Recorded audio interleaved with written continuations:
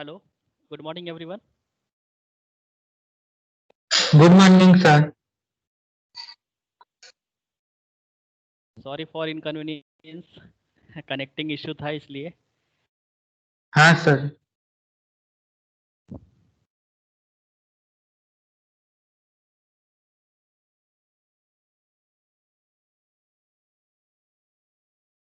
Okay, screen clear है? Screen and voice. हाँ sir. All right. So last lecture में आप लोगों ने डिस्कस किया था कंप्यूटर के बेसिक कंपोनेंट, जिसके अंदर हमने सेंट्रल प्रोसेसिंग यूनिट के बारे में देखा था कि वो इम्पोर्टेंट दो कंपोनेंट से मिलकर बनी है, control unit and arithmetic logic unit. Second था मेन मेमोरी, जिसको मेमोरी के नाम से भी जानते हैं, जिनके अंदर कोई भी इंस्ट्रक्शंस टेम्परेरी स्टोर होते हैं. थर्ड था इम्पोर्टेंट कंपोनेंट, वो था इनपुट आउटपुट कंपोनेंट, जिसके अंदर इनपुट मॉड्यूल्स और आउटपुट मॉड्यूल्स आते थे. से एक के बाद कंप्यूटर के डिज़ाइनिंग के इशू में एक फेमस साइंटिस्ट थे वॉन न्यूमन, जिन्होंने एक आर्किटेक्चर दिया था, और उस आर्किटेक्चर के अकॉर्डिंग तीन बेसिक कॉन्सेप्ट पे काम किया गया कि डेटा और इंस्ट्रक्शंस में हमेशा एक single read write operations perform होना चाहिए, और अगर कोई भी डेटा और इंस्ट्रक्शन मेमोरी में स्टोर होता है तो उस मेमोरी से डायरेक्टली उस इंस्ट्रक्शन को फेच करने के लिए ऐसे इंस्ट्रक्शंस होने चाहिए जो रीड और राइट ऑपरेशंस उस पर्टिकुलर मेमोरी में. पार्ट था वो न्यूमन का, the content of this memory are addressable by location irrespective of the type of data. मतलब कि जिस मेमोरी लोकेशन पर अगर कोई इंस्ट्रक्शन स्टोर्ड है और उससे सीपीयू उसे फेच करता है एग्जीक्यूशन के लिए, तो उस डेटा का टाइप से उसको कोई मतलब नहीं होना चाहिए. उसको केवल मेमोरी से डेटा फेच करना चाहिए और उसको एग्जीक्यूट करना चाहिए. वो किस टाइप का है वो उससे सीपीयू को कोई मतलब नहीं होना चाहिए. और थर्ड पॉइंट था कि हमेशा प्राइमरी मेमोरी में जो लोकेशंस होती है वो सिक्वेंशियल मैनर में होती है, और इस बेस पर अगर कोई डेटा या कोई इंस्ट्रक्शन एक साथ मेमोरी में स्टोर होता है, so it will also store in sequential manner. वो अलग अलग लोकेशन पे स्टोर नहीं होंगे, ताकि जब फेचिंग स्टार्ट होगी किसी भी इंस्ट्रक्शंस की, सो वन बाय वन जो एड्रेस है नेक्स्ट इंस्ट्रक्शन का वो सीपीयू के पास आता रहेगा.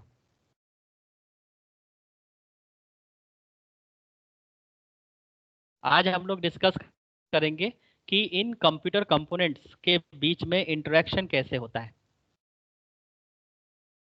सो let's start. Interaction between various computer.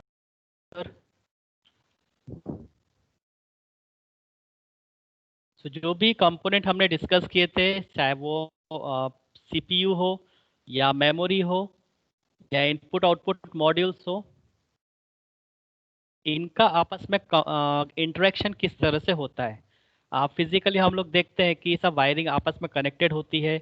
हमारा जो सीपीयू है, हमारा जो माउस है, कीबोर्ड है, मॉनिटर है, इन सब की जो वायरिंग है डायरेक्टली सीपीयू से, मतलब कि हमारे कैबिनेट में कनेक्टिंग होती है.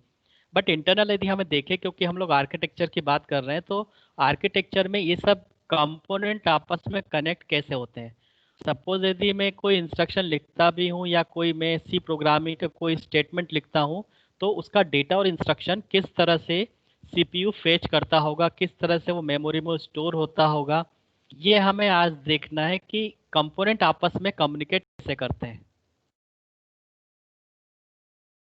Interaction between various computer component.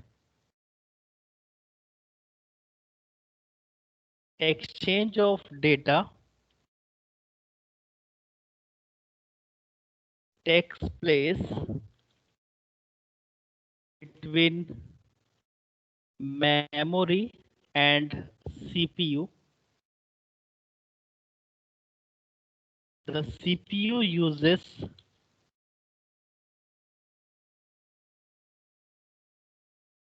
its internal registers for this purpose.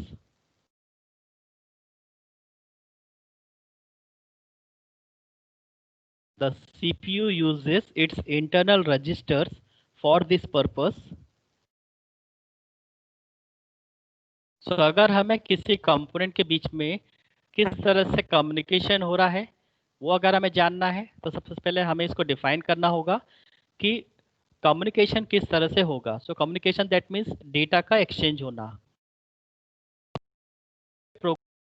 Type करते हैं तो वो अलग अलग स्टेटमेंट हमारे प्रोग्राम के प्राइमरी मेमोरी में स्टोर होते हैं. और जब सीपीयू उन स्टेटमेंट को एग्जीक्यूट करता है दैट मीन्स जब आप कंट्रोल F9 अल्टर F9 करते हो तो आप उसको कंपाइलेशन की प्रोसेस में डालते हो, उसको एग्जीक्यूशन में डालते हो.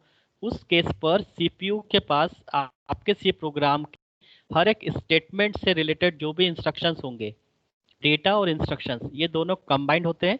और कंबाइंड होने के बाद उन इंस्ट्रक्शंस की फेचिंग स्टार्ट हो जाती है मेमोरी में. सो यहाँ से हम एक्सचेंज ऑफ डेटा का टर्म्स यूज करते हैं कि डेटा मेमोरी में आता है, मेमोरी से सीपीयू फैच करता है, फिर वो अपने इंटरनल रजिस्टर में स्टोर करता है, एग्जीक्यूशन स्टार्ट करता है. वन बाय वन इंस्ट्रक्शन का एड्रेस एक रजिस्टर के पास आता रहता है. उस रजिस्टर का नाम मैं आपको आगे बताता हूँ, फिलहाल आप उसका फ्लो समझिए. आपके सी प्रोग्राम में सपोज कई सारे स्टेटमेंट है. हर एक स्टेटमेंट से रिलेटेड कुछ ना कुछ इंस्ट्रक्शंस और डेटा होगा. वो एक पर्टिकुलर रजिस्टर में स्टोर होगा क्योंकि सीपीयू जब इन इंस्ट्रक्शन को एग्जीक्यूट करेगा तो वो सबसे पहले अपने इंटरनल रजिस्टर के सेट को यूज़ करना शुरू करेगा. अपने इंस्ट्रक्शन रजिस्टर के सेट में उन डेटा को या उन इंस्ट्रक्शंस को वो स्टोर करेगा, फिर अपना इंटरनल एग्जीक्यूशन करेगा. करने के बाद वहाँ से वो प्राइमरी मेमोरी में सेंड करेगा क्योंकि मेमोरी से ही डायरेक्टली आउटपुट डिवाइस कनेक्ट होती है. तो ये कंटिन्यूसली प्रोसेस होगी सीपीयू की, जिसको हम सीपीयू साइकिल कहते हैं, एग्जीक्यूशन साइकिल कहते हैं, जिसके according continuously exchange of data होता चला जाएगा. सो मेमोरी से सीपीयू में, सीपीयू से मेमोरी में. सो जब भी सीपीयू को प्रोसेस करना होगा, सीपीयू मेमोरी से डेटा को लेगा अपने इंस्ट्रक्शन के अंदर, अपने रजिस्टर के अंदर, और एग्जीक्यूट करने के बाद वापस मेमोरी में स्टोर कर देगा. और फिर कनेक्शंस आउटपुट मॉड्यूल से होता है, उसके इंटरफेस के थ्रू आउटपुट डायरेक्टली मॉनिटर पे चला जाता है, या जो भी आउटपुट डिवाइस कनेक्टेड होगी, अगर उस समय प्रोजेक्टर कनेक्टेड होगा तो मेमोरी में उसका रेफरेंस होता है, एड्रेस होता है कि किस आउटपुट डिवाइस पर हमें डेटा को ट्रांसफर करना है. So exchange of data takes place between memory and CPU. ये इस बात को ही स्पेसिफाई करता है कि जब भी हम इंटरेक्शन करना स्टार्ट करेंगे इसका मतलब कि हम डेटा की एक्सचेंजिंग करेंगे. किन दो कंपोनेंट के बीच में? सो मेमोरी एंड सीपीयू के बीच में. The CPU uses its internal registers. जैसे मैंने बताया कि अगर इंस्ट्रक्शन को हमें फैच करना है तो मेमोरी होगा, मेमोरी में एग्जीक्यूट.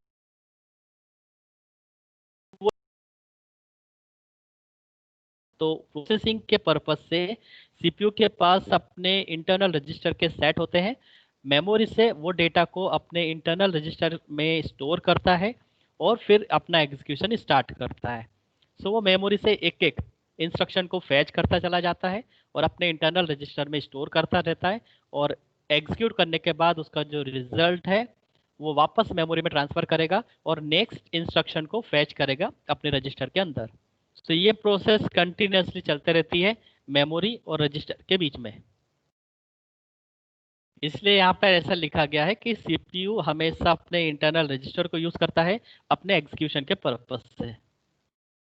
अब ये कैसे होता होगा, सो वन बाय वन हम डिस्कस करते हैं. फर्स्ट,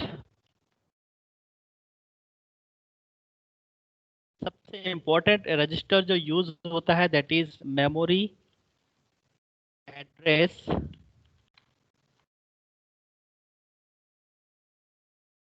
रजिस्टर, या जिसको MAR रजिस्टर के नाम से भी जानते हैं.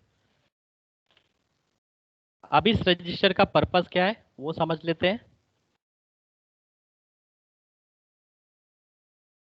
Specifies the address in memory और the next read write operations.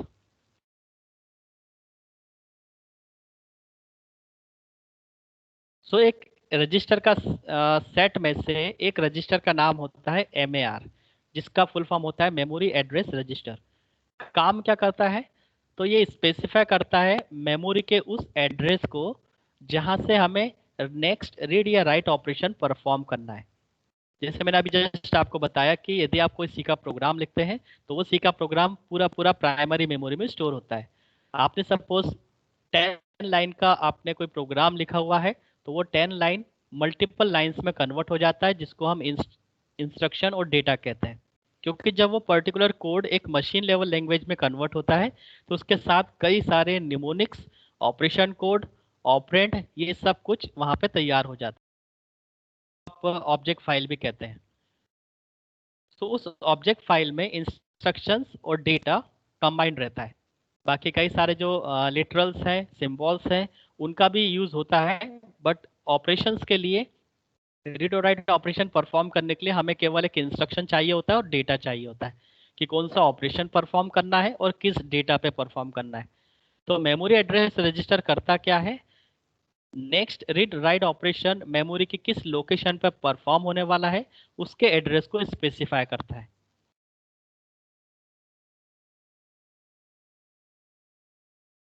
Second होता है मेमोरी बफर रजिस्टर, या जिसको MBR के नाम से भी जानते हैं। मेमोरी बफर रजिस्टर का काम क्या होगा? जैसे बफर का मतलब होता है टेम्पररी डेटा को स्टोर करना। सो मेमोरी बफर का काम क्या होगा? Let's write it. Contains data to be written into memory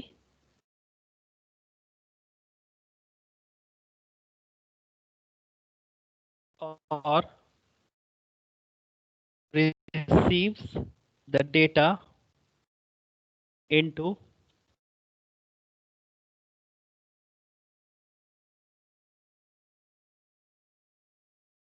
receives the data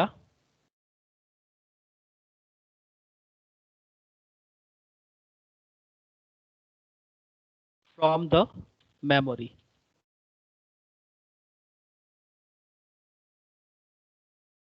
so memory buffer register का पर्पस क्या होगा? अगर मेमोरी एड्रेस रजिस्टर मेमोरी की नेक्स्ट रीड राइट ऑपरेशन की लोकेशन को स्टोर करता है, सो मेमोरी बफर रजिस्टर क्या करेगा? वो उस लोकेशन पर जो डेटा होगा उसको स्टोर करेगा जिस पर हमें नेक्स्ट रीड या राइट ऑपरेशन परफॉर्म करना है। So content data to be written into memory और receive the data from the memory. Memory की किस लोकेशन पर उसको लिखना है, दैट मीन्स राइट ऑपरेशन, या किस डेटा किस लोकेशन से रिसीव करना है। दो ही काम हो सकते हैं, या तो रीड ऑपरेशन हो सकता है या तो राइट ऑपरेशन हो सकता है। दोनों ही केस में MBR रजिस्टर क्या करेगा? अगर मेमोरी के किसी लोकेशन से उसको रीड ऑपरेशन परफॉर्म करना है, तो ये वाला स्टेटमेंट होगा receive data from the memory. और अगर मेमोरी के किसी लोकेशन पर उसको डेटा राइट करना है जो कि उसके MBR में है, जो कि उसके रजिस्टर में रखा हुआ है, मेमोरी बफर रजिस्टर में, सो वहाँ पे यूज होगा containing data to be written into memory. So ये है राइट ऑपरेशन और ये है रीड ऑपरेशन। सो रीड या राइट ऑपरेशन परफॉर्म करने के लिए जिस डेटा पर एक्चुअली में रीड और राइट ऑपरेशन परफॉर्म होगा उस एक्चुअल डेटा को रखा जाएगा MBR के अंदर। तो यहाँ पर दो रजिस्टर है, बहुत इंपॉर्टेंट रोल प्ले करते हैं डेटा की एक्सचेंजिंग करते समय, क्योंकि जब भी CPU और मेमोरी के बीच में इंस्ट्रक्शन स्टार्ट होगा इन दोनों रजिस्टर का प्रॉपर यूज होना स्टार्ट हो जाता है। So let me clear once again to all of you. MAR that means address register है, मेमोरी के एड्रेस को स्टोर करता है जिसका जिस लोकेशन पर हमें डेटा रखा हुआ है या जिस लोकेशन पर डेटा को एग्जीक्यूट करना है। तो प्राइमरी मेमोरी की उस पर्टिकुलर लोकेशन को स्टोर करता है MAR रजिस्टर, जबकि MBR रजिस्टर उस लोकेशन पर पड़ा हुआ डेटा, जो एक्चुअल डेटा है जो हमें प्रोसेस करना है या जिस पर हमें एग्जीक्यूशन करना है, वो डेटा यहाँ पर स्टोर होता है। सो एड्रेस स्टोर करने के लिए MAR, डेटा स्टोर करने के लिए MBR। इस तरह से सीपीयू और मेमोरी के बीच में कम्युनिकेशन स्टार्ट हो जाता है। फिर कुछ इनपुट आउटपुट एड्रेस रजिस्टर्स भी होते हैं। अभी पर्पस हम समझ लेते हैं।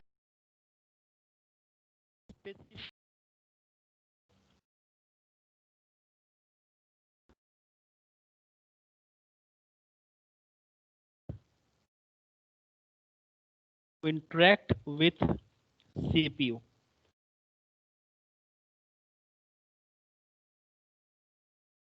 इनको हम अदर रजिस्टर की कैटेगरी में रखेंगे कि जो इम्पोर्टेंट रजिस्टर्स है वो एमएआर और एमबीआर होते हैं। अदर रजिस्टर में इनपुट आउटपुट एड्रेस रजिस्टर होते हैं। इनपुट आउटपुट एड्रेस रजिस्टर का काम क्या होगा कि जितनी भी डिवाइसेस उसके साथ कनेक्टेड होती है उन सभी के साथ इंटरेक्शन करने के लिए, सीपीयू का इनपुट आउटपुट डिवाइस के साथ इंटरेक्शन करने के लिए ये रजिस्टर यूज होते हैं। Input output buffer register, next register है इनपुट आउटपुट बफर रजिस्टर।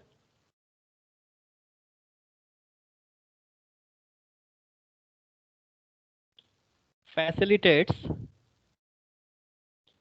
और इनेबल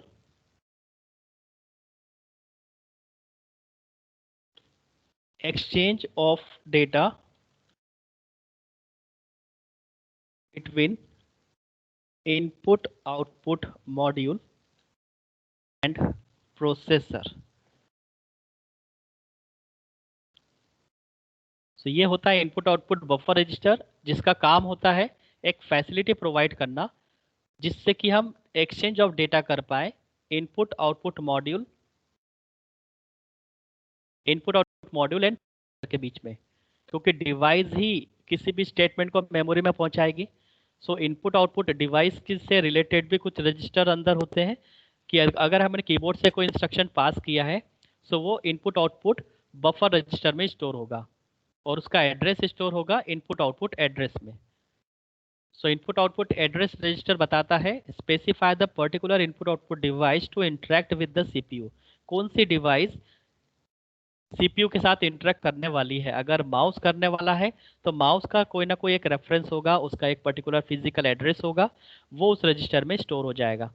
और अगर कीबोर्ड कनेक्ट हो रही है या कीबोर्ड के थ्रू यदि आप डेटा ट्रांसफ़र करने वाले हो सीपीयू के लिए मेमोरी में, तो वहाँ पर जो इनपुट आउटपुट एड्रेस रजिस्टर का जो कंटेंट होगा वो होगा कीबोर्ड का रेफरेंस। सो डिपेंड करता है किस इनपुट या किस आउटपुट डिवाइस के साथ सीपीयू इंटरेक्ट करने वाला है, उसका पर्टिकुलर जो रेफरेंस होगा, उसका जो फिजिकल एड्रेस होगा, उस एड्रेस को स्टोर करेगा इनपुट आउटपुट एड्रेस रजिस्टर। और इनपुट आउटपुट बफर रजिस्टर क्या करेगा, फैसिलिटेट करता है या इनेबल करता है exchange of data between input output module and processor के बीच में।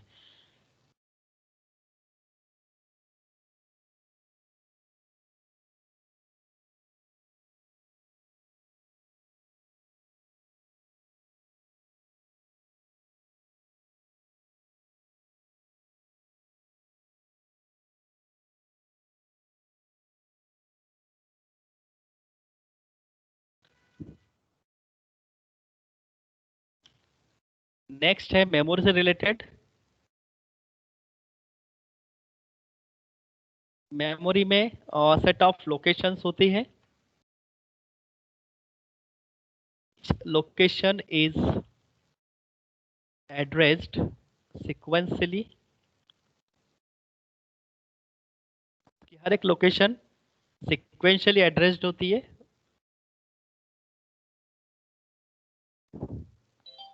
एंड डेटा और इंस्ट्रक्शंस उस पर्टिकुलर लोकेशन पे स्टोर होगा, डेटा या फिर इंस्ट्रक्शन या फिर दोनों, डिपेंड करता है हम किस तरह का एड्रेसिंग मोड यूज़ कर रहे हैं इंस्ट्रक्शन के एग्जीक्यूशन के लिए।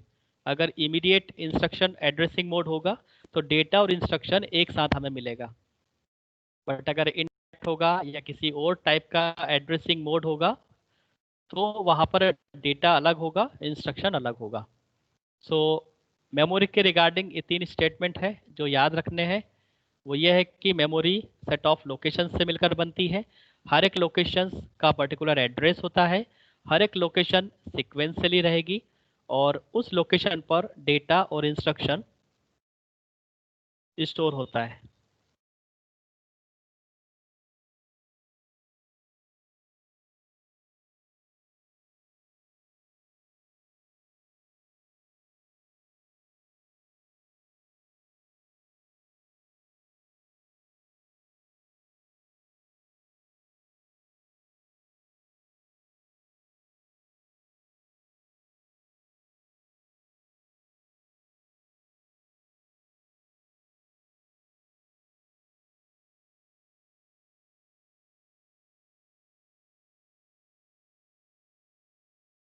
ओके, इसके बाद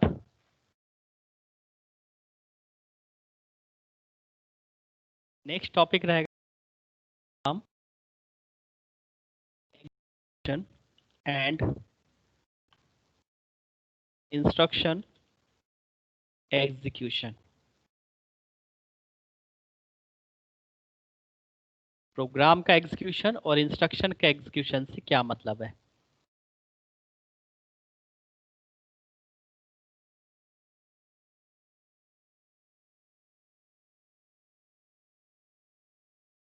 the basic function of a computer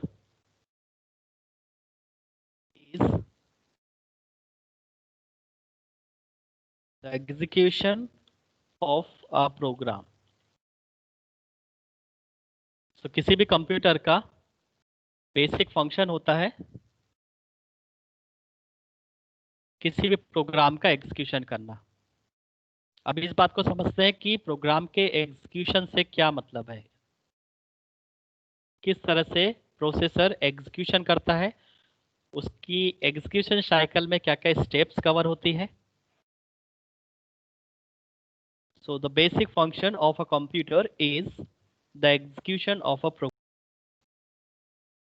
सबसे पहले हम एग्जीक्यूशन वर्ड को समझते हैं कि यदि हम बार बार ये एग्जीक्यूशन वर्ड यूज करते हैं तो इसका मतलब क्या होता है।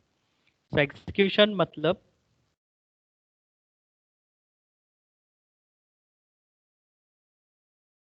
bringing of the program in memory।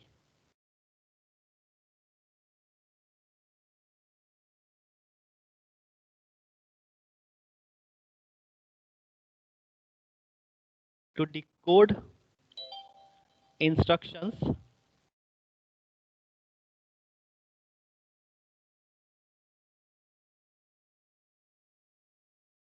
to decode instructions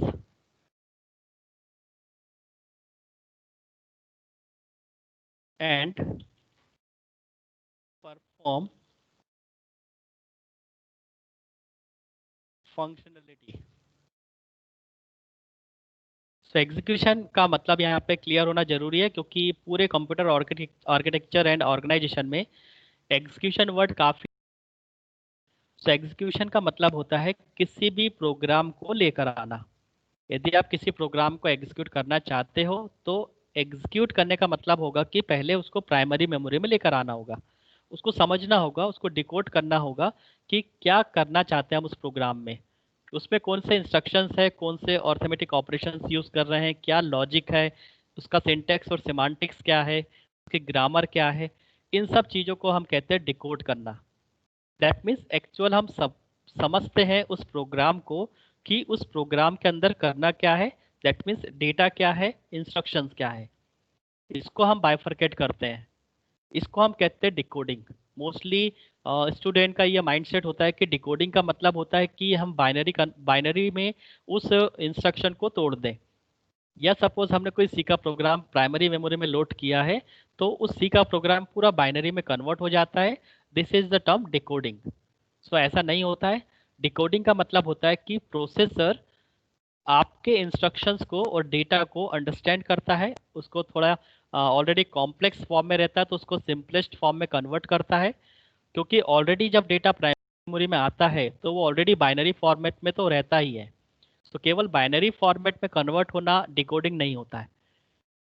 memory में ऑलरेडी डेटा बाइनरी फॉर्मेट में आ जाता है।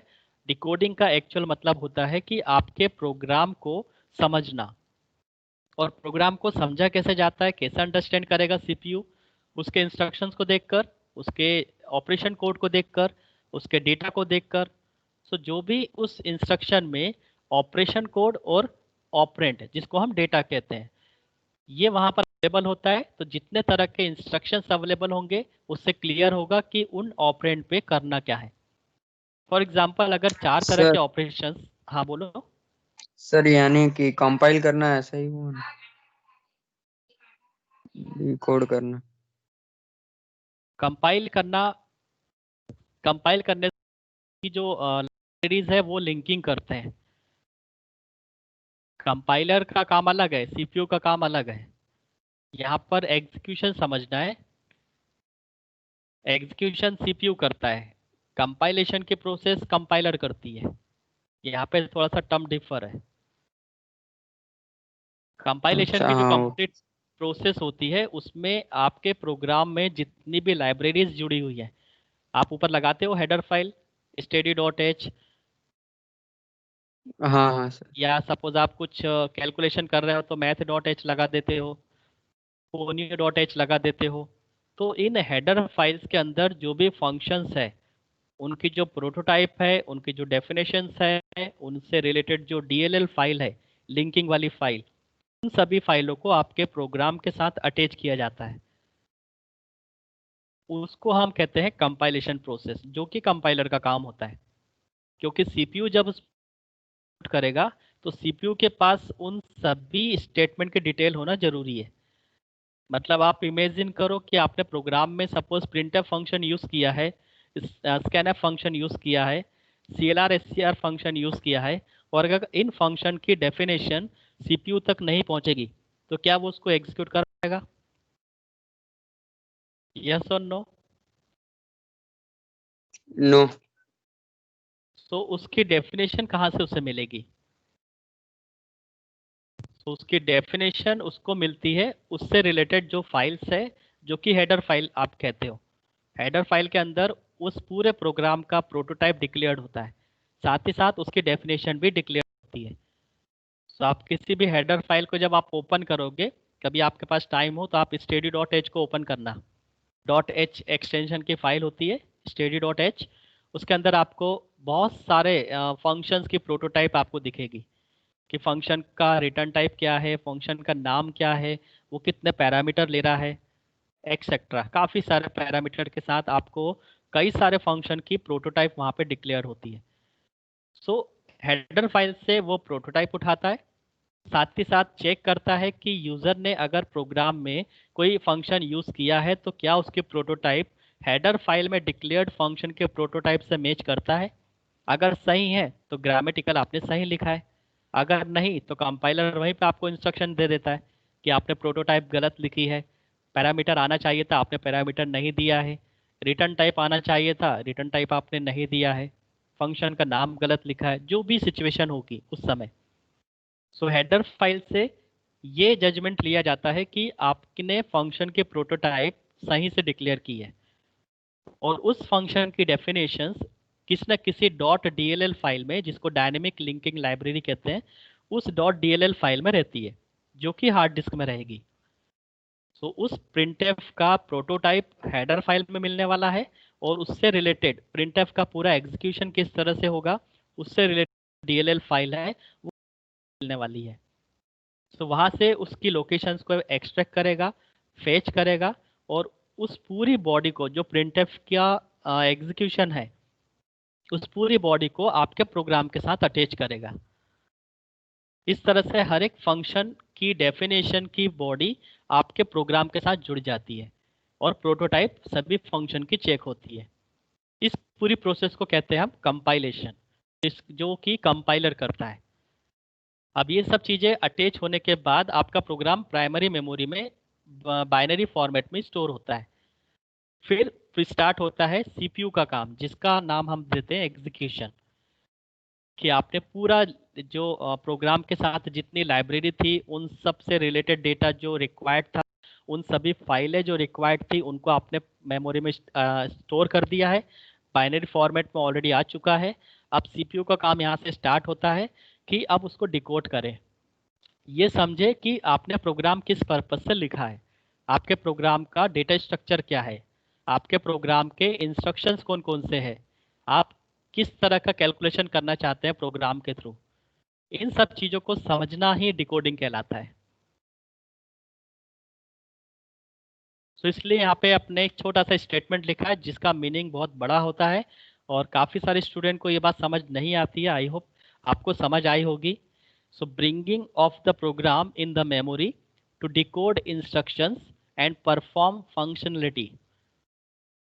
सीपीयू प्रोग्राम को पहले मेमोरी में लेकर आता है, डिकोड करना स्टार्ट करता है, दैट मीन्स अंडरस्टैंड करता है उसके इंस्ट्रक्शंस को, डेटा को, और ये समझता है कि उसके साथ क्या क्या फंक्शनलिटी परफॉर्म करनी है।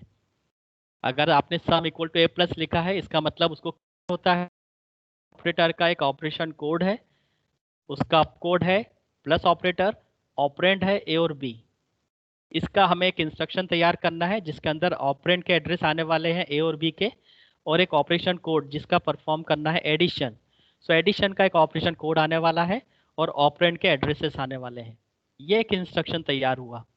दूसरा, यदि आपने लिख दिया है suppose difference equal to a minus b, so फिर से एक इंस्ट्रक्शन तैयार होगा जिसके अंदर ऑपरेंड की डिटेल आएगी ए और बी, और ऑपरेशन कोड आएगा माइनस, दैट मीन्स सब्ट्रैक्शन के लिए जो भी ऑपरेशन कोड बना होगा ऑपरेशन कोड वहाँ पे मेंशन किया जाएगा। इस तरह से आपने suppose 4 arithmetic operations, 2 logical operations perform किए हुए आपके सी प्रोग्राम में, तो टोटल हमारे 6 एक इंस्ट्रक्शन तैयार हो जाएंगे और उसमें इंस्ट्रक्शंस और डेटा सब कुछ मेंशन हो जाएगा। तो वहाँ पे फंक्शनलिटी भी मेंशन हुई कि आप क्या परफॉर्म करना चाहते हैं, साथ ही साथ इंस्ट्रक्शन और डेटा भी स्टोर हुआ। इस पूरी प्रोसेस को कहा जाता है डिकोडिंग।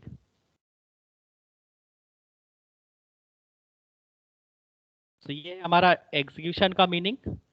सो एग्जीक्यूशन का मतलब होता है, let me clear again, bringing of program in the memory to decode instruction and perform functionality. और इसी में दूसरा है, प्रोग्राम को अगर लेकर आना है प्राइमरी मेमोरी में तो प्रोग्राम हम किसे कहें। तो ये प्रोग्राम वो प्रोग्राम नहीं है जो आप बनाते हो, it is a set of instructions, it is a set of instructions. So program word से कंफ्यूज नहीं होना है, आपको हमेशा सीपीयू के एंड पे जाके सोचना है कि प्रोग्राम क्या होगा। आपने अपने एंड पे सोच लिया कि आपने कुछ स्टेटमेंट लिखे हैं सी प्रोग्रामिंग के ग्रामर को यूज़ करते हुए, बट जब वो प्राइमरी मेमोरी में स्टोर होगा तो उसके लिए सेट ऑफ इंस्ट्रक्शंस तैयार होंगे। सो सीपीयू के एंड पर अगर आप सोचें कि प्रोग्राम क्या है, so it is nothing just a set of instructions. और इंस्ट्रक्शंस में क्या क्या इन्वॉल्व होगा, सो किस डेटा पर कौन सा ऑपरेशन कोड अप्लाई करना है, this is all about the instruction. Instruction को यदि आप तोड़ोगे, ब्रेक करोगे, तो आपको क्या मिलने वाला है, डेटा और operation code. So set of instructions को हम यहाँ पे प्रोग्राम कहते हैं।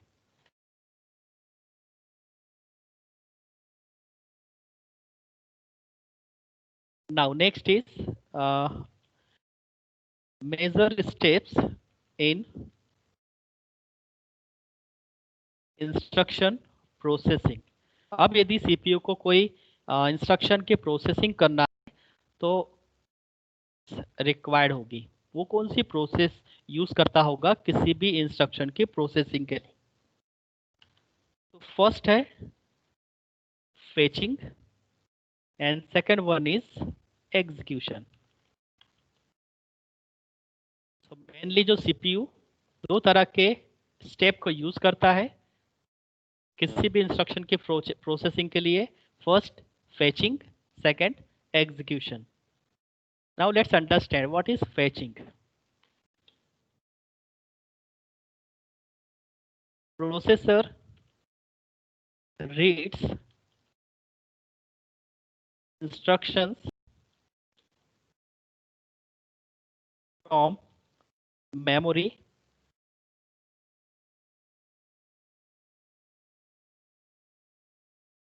One at a time.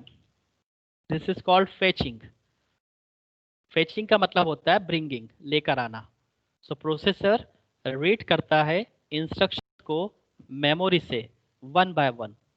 एक साथ सारे इंस्ट्रक्शंस को उठाकर सीपीयू कभी भी प्रोसेस नहीं करता, क्योंकि सीपीयू के पास उतनी ज़्यादा मेमोरी नहीं होती है।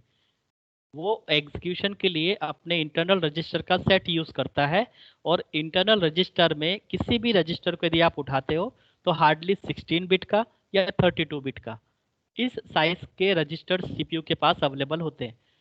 तो आप इमेजिन कर सकते हो, आप यदि सी का प्रोग्राम लिखते हो तो वो तो केबी में चला जाता है, जबकि यहाँ पर जो एग्जीक्यूशन है वो बिट लेवल पे चलता है। इसलिए ये फास्ट भी होते हैं, क्योंकि थोड़ा थोड़ा डेटा उठाते हैं बिट लेवल पे। 8 बिट रजिस्टर है तो 8 बिट का ही इंस्ट्रक्शन आया जाएगा मेमोरी से। अगर 16 बिट के रजिस्टर्स हैं तो 16 बिट ही मेमोरी से पिकअप की जाएगी। अगर सीपीयू के पास 32 बिट के रजिस्टर्स हैं सो प्राइमरी मेमोरी से 32 बिट ही पिकअप किए जाएंगे एग्जीक्यूशन के लिए। सो फेचिंग का मतलब है प्रोसेसर रीड करता है इंस्ट्रक्शंस को फ्रॉम मेमोरी, और एक समय पर एक ही इंस्ट्रक्शन को प्रोसेस किया जाएगा, फेच किया जाएगा। इसका नाम है फेचिंग।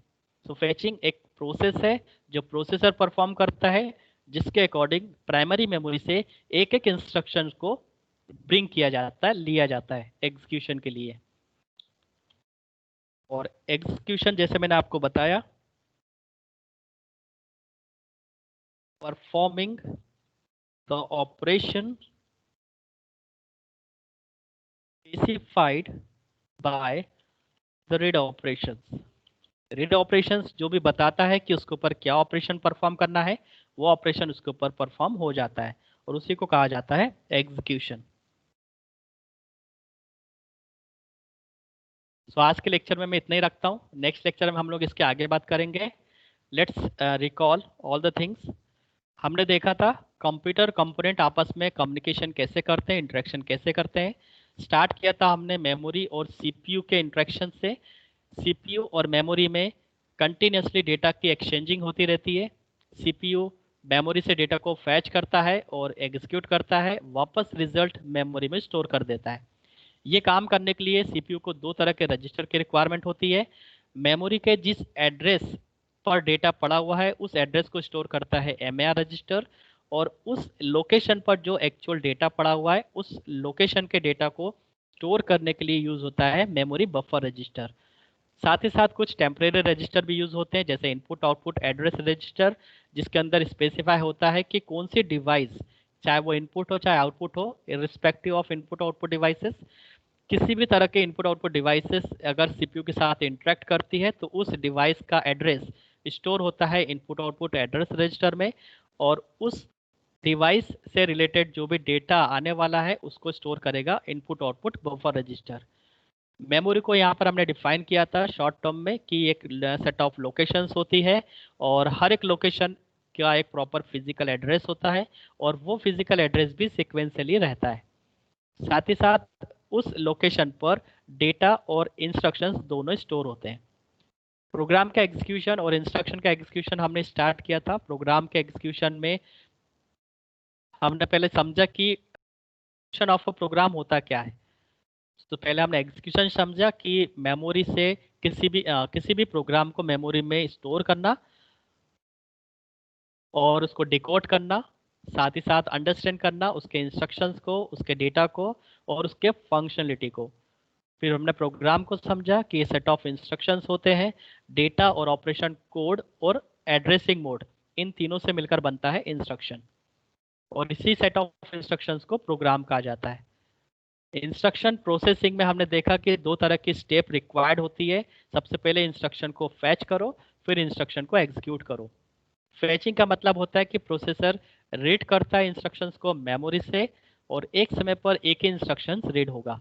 और एग्जीक्यूशन का मतलब है कि जो भी इंस्ट्रक्शन फैच किया गया है उसको, उसके ऊपर जो भी ऑपरेशंस है वो परफॉर्म करना। सो आई होप आपको क्लियर हुआ होगा आज का लेक्चर। नेक्स्ट लेक्चर में हम लोग कंटिन्यू करते हैं।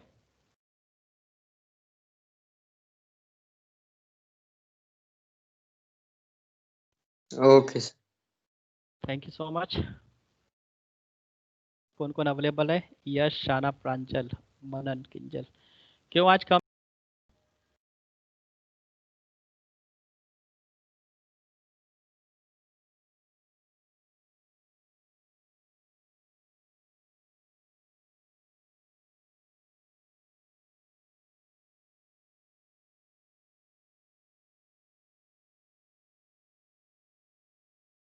ओके, ठीक है, थैंक यू।